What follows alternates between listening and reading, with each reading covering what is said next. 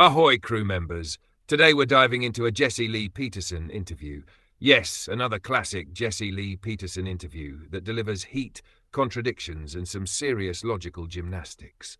I'll pause along the way to break down the arguments, call out inconsistencies, and separate feelings from facts.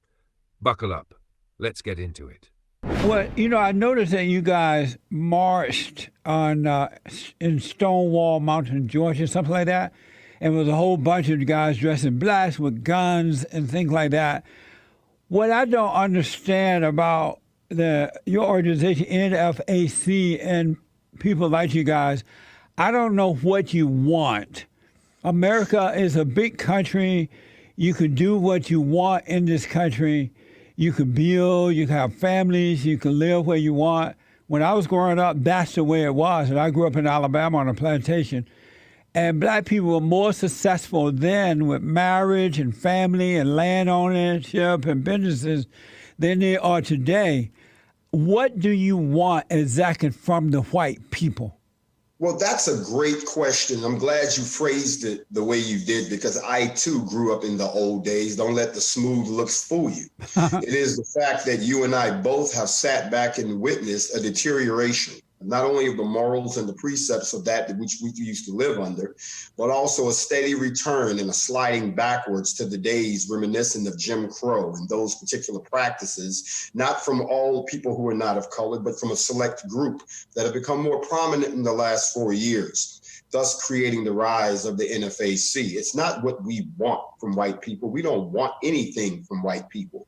What we want to do is to determine our own destiny. What we want to do is to not exist under a system that treats us as second-class citizens through systemic racism and practices that have been ingrained in this country for the last 240 some odd years. What we desire are reparations for the 246 years of free labor that our descendants gave to this country, which made it wealthy, and that a lot of those companies still exist today. What we desire is restitution. What we would like to see is a reform of the policing within this country, a reform of the judicial system, and of course, the treatment of all folks equally under the law. Let's start with a basic contradiction. Grandmaster Jay says NFAC wants nothing from white people, but then immediately lists reparations, policing reform, judicial reform, and equal treatment under the law. Those are not abstract ideas. Those require state action, legislation, funding, and enforcement, run overwhelmingly by institutions created and staffed by everyone. You can't say, "We want nothing from you," while demanding outcomes that require systemic participation. That's not self-determination. That's a rhetorical shield. It sounds good, but it collapses under 5 seconds of scrutiny. Either you're fully separatist and self-contained, or you're making political demands. You don't get to be both, depending on the question. Are the things that we've seen that have begun to deteriorate in this country, in spite of all the great opportunity that you speak of, in spite of all the wealth that this country has amassed, in spite of all the political power that this country has around the world. It is still what we want is the right to determine our own destiny and the ability to defend ourselves. If you study the history of militias within this country, and I don't know why it's such an issue that black people formed the militia when there have been white militias around for years, and what the purpose that they serve under the Constitution in the event that they have to be called up by the president to augment military function within a state or for the nation. It didn't become an issue until black people decided to form a militia to protect themselves, not to attack anyone, not to demand anything, but militias are used to emphasize a political position.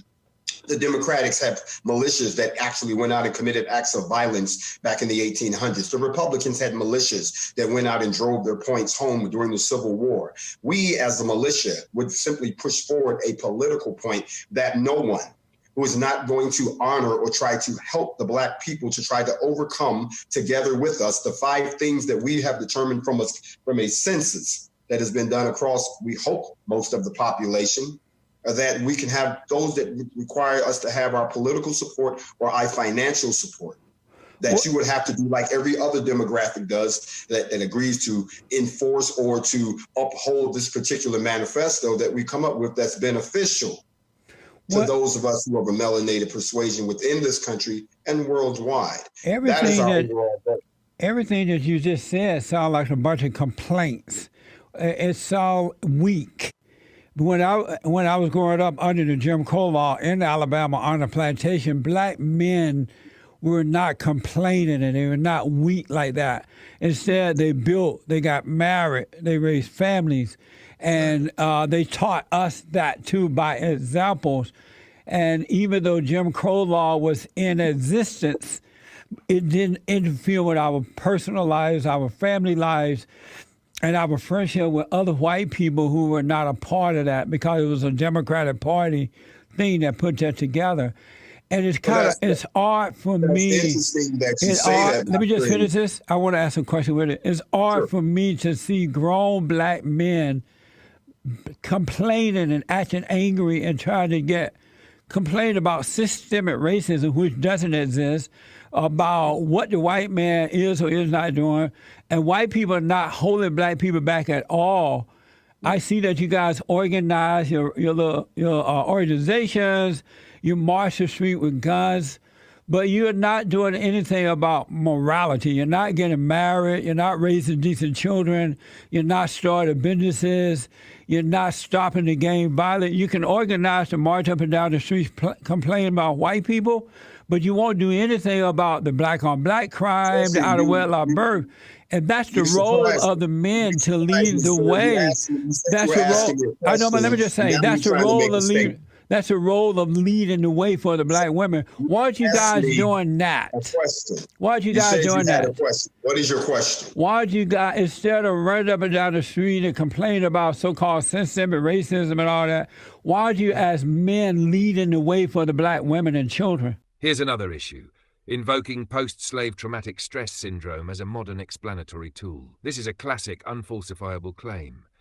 If outcomes improve, it's credited to the movement. If outcomes worsen, it's blamed on inherited trauma. There's no measurable endpoint, no standard of proof, no way to disconfirm the theory. Jesse's point, focus on marriage, family stability and behavior, is rejected not with data but with a psychological abstraction that conveniently explains everything and demands nothing specific in return. That's not an argument, that's an escape hatch. If a theory explains everything, it explains nothing. Let me answer your question. Number one, we haven't run up and down the street and done anything, so don't terminize us that way. Additionally, we haven't made a complaint about anything. Secondly, you shocked me that you haven't done your research about the NFAC. We are very deeply involved in gang reconciliation. But you just said systemic racism and all that. And that doesn't exist. I let you talk, sir. If two black men are going to sit here and have a conversation, then let's have a conversation. Respond to my question. I'm responding, but to cut me off while I'm talking is a form of disrespect that I don't tolerate. Go ahead. As I said before, if you had done your research on the NFAC, which I can tell you haven't, number one, we're not complaining. We issue no complaint. We don't protest. We don't demonstrate. And I've made that very clear in many of my interviews. We form military formations and we move from one place to the other. We don't chant. We don't wave signs. We don't go out and say anything. We move in silence. There is no proof of us doing that. We don't run up and down the streets. We have addressed two situations tactically which have produced fruit. One of those was the March on Stone Mountain to address a threat that was made to all black people on July 4th against all black people by the white supremacists, the KKK that normally meets there. We tactfully went there. They weren't there. Additionally, our second mission was the getting transparency in the Breonna Taylor case, since the city of Louisville felt like they weren't getting any traction. And I went into that city, met with all of the powers to be, had a responsible conversation, have gained the transparency that we wanted, haven't fired a shot, haven't broken a law,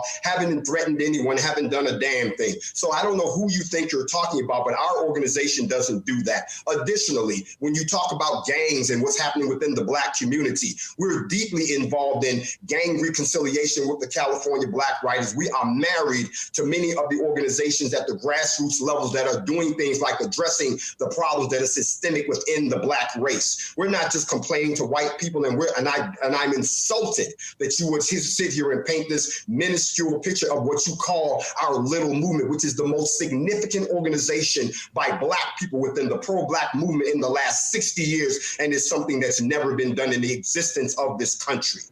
What I don't understand about what you're all doing is if you can organize a rally, if you can organize and go and pretend that the police brutality is happening and racism is happening, why aren't you organizing black people to return to God, get married, raise decent children, start businesses? Why don't I buy land? You can do that in America. Why not put that same effort to rebuilding families? Because the real reality is that black people are suffering, those who are suffering, due to the moral character. I beg you to stop again, sir. This interview is going to end prematurely if you don't stop sitting there, letting me know how little you know about us. If you study I know us, about all the stuff you just named. We're doing just that.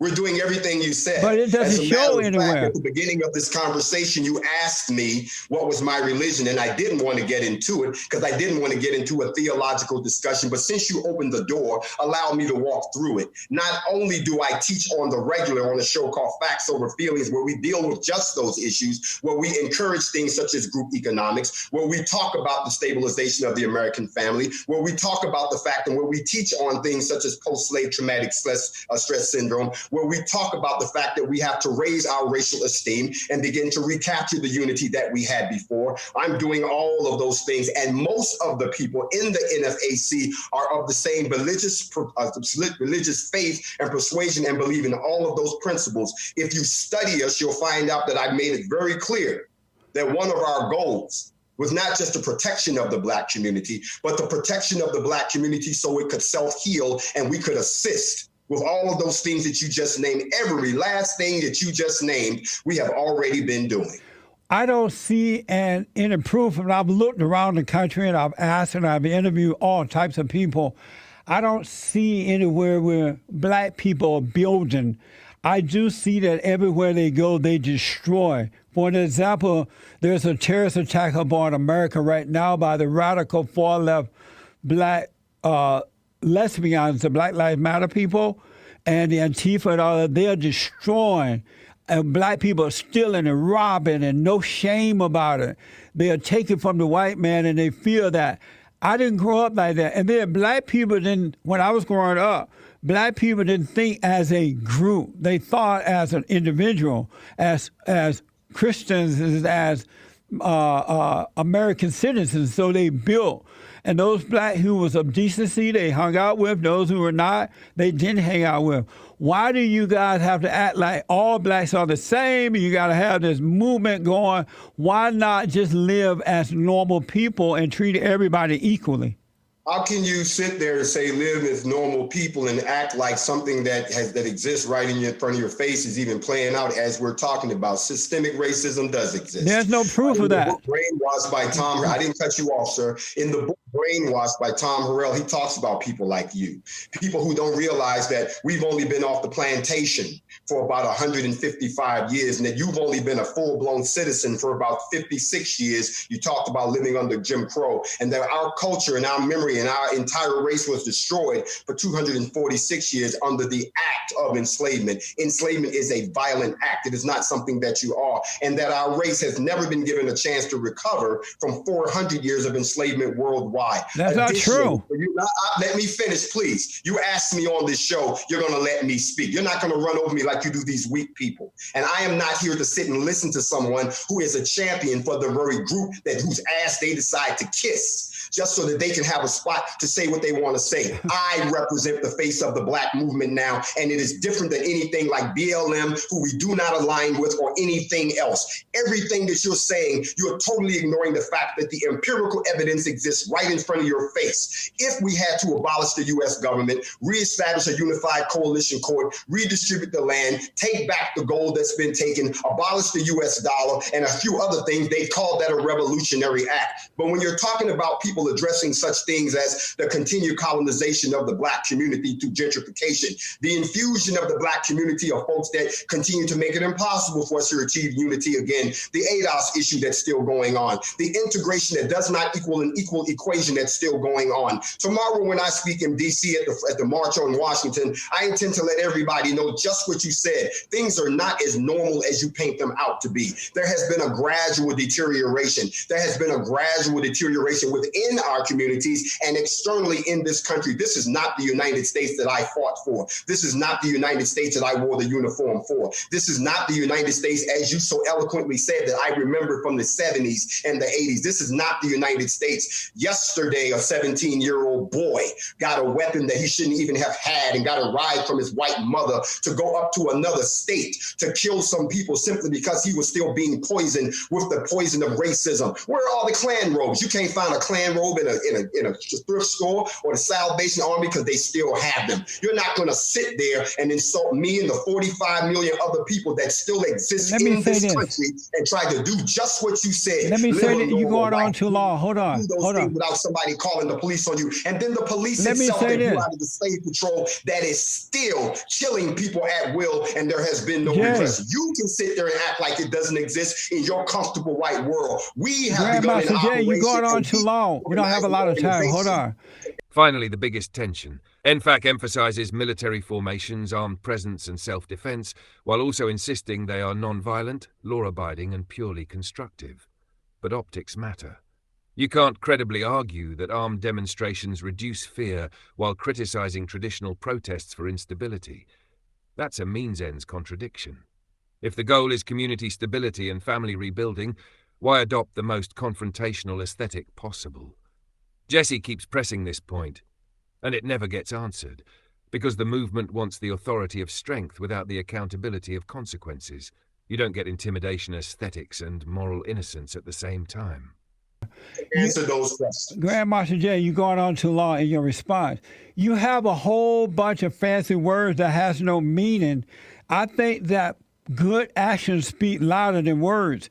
And what should be happening, rather than you guys carrying on like this, running up and down and complaining, why don't you start building and encourage black people to stop destroying and let the world see that there's more to them than complaining about what somebody else is or not doing. And that's the role of the men. That ever since we started the campaign, which began in Brunswick, since you didn't ask, which began in Brunswick with Ahmaud Arbery, ever since we started our campaign, gun sales and gun classes and gun certifications amongst black people are up 52%.